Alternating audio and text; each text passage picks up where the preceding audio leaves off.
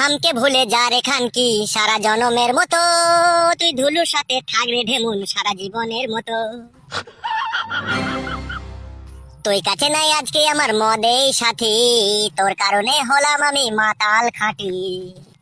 ও ও ও গুদমারানির ভাই ধুইল, তোর জন্য আমি পুরো মাতাল হয়ে গেলাম রে। আমার বউটাকে লিলি শালা, আমার বন্ধু হয়ে তুই আমার সাথে এত বড় বিশ্বাসঘাতকতা করলি রে। এ পচা আছিস না কি রে বাড়িতে? পচা কে রে বড়া এই সময় আমাকে আবার ডাকতে এলো? হ্যাঁ আছি বাড়িতে, আসেন ভিতরে আসেন। এই পচা, তোর সাথে আমার একটা ইম্পর্টেন্ট কথা আছে রে। হ্যাঁ বলো, কি ইম্পর্টেন্ট কথা আছে? ধুলোর বউ আমার কাছে গিয়েছিল, ঠিক আছে? ওদের সংসারের মধ্যে খুব ঝগড়া অশান্তি চলছে। তোর বউকে তো ও ধুলো নিয়ে চলে গিয়েছিল, ও তো আবার বউটাকে নিয়ে এসে ওর বাড়িতেই রেখে দিয়েছে, বুঝতে পেরেছিস? তা ধুলো বিয়ে করেছে, ধুলোর বাড়িতে রাখবে না তো কোথায় রাখবে? এই খেপা, আমি তো সেটাই বলছি রে। হ্যাঁ বলো। তা ধুলোর বউ খুবই রাগারাগি করছে, ঠিক আছে? তোর বউকে বিয়ে করেছে বলে, ঠিক আছে? আমার কাছে এসেছিল, বলে তুমি ইয়ার একটা বিচার করে দাও, ঠিক আছে? তা আমি তোর কাছে এলাম আগে বিচারের রায় জানতে, তারপরে আমি ওদের বিচার করব। আমি কি গ্রামের প্রধান লেখে তাই আমার কাছে বিচারের রায় নিতে এসো? তোমরাই তো গ্রামের মাথা মুন্ডু, তোমরা যা বিচার করবে তাই হবে। এটা আবার আমাকে জিজ্ঞেস করার কি আছে?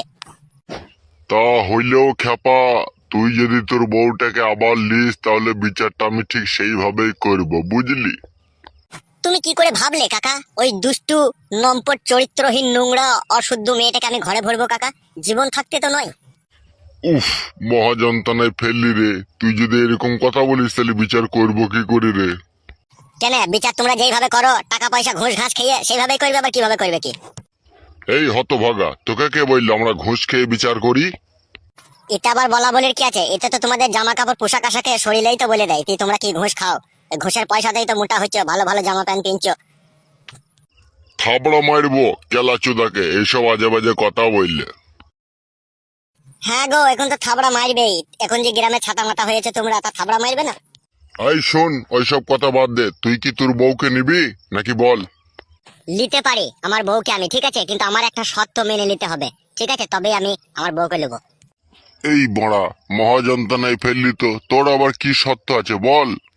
আমার যে সত্য সে সত্য তোমার কাছে নয়, ঠিক আছে? আমার সত্য হচ্ছে ধুলুর কাছে, ধুলুর বইয়ের কাছে, আর আমার বইয়ের কাছে। এই তিনজন যদি আমার সত্যকে মেনে নেয় তবে আমি আমার বউকে নেবো। আচ্ছা, সত্যটা কি বলবি তো? তবেই তো আমি সত্যের কথাটা ধুলোকে, ধুলোর বউকে গিয়ে জানাবো। সত্যটা কি বল? শোনো কাকা বাবু, সত্য হচ্ছে কি, ধুলো তো ধরো আমার বউকে নিয়ে চলে গেছিল 3 মাস। 3 মাস ফুর্তি ফাত্তা করে নিয়ে চলে এসে দেখ কি ওর সংসারে ঝগড়া অশান্তি হচ্ছে আমার বউকে নিয়ে, ঠিক আছে?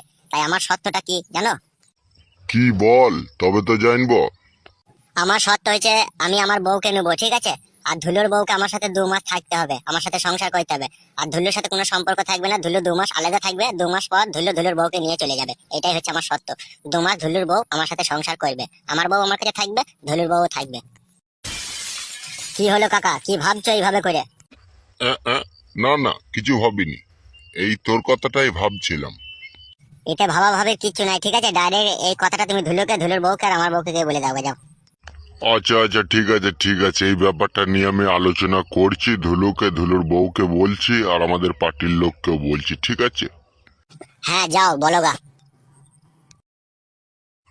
এইরকম কথা বাড়া আমি যদি সমাজের সামনে বলতে যাই, আমাকে তো বিচারক বলে মানবেই না রে মারা। আমার তো মেরে গাঁড় ভেঙে দিবে রে মারা, মেরে গাঁড় ভেঙে দিবে রে মারা। ওহ, কি যন্ত্রণায় পড়লাম রে মারা।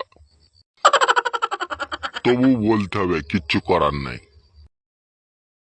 আমাকে যেমন কাঁদাচ্ছিস তোদের কেন কাঁদাবো, আমার নামও পচা। ও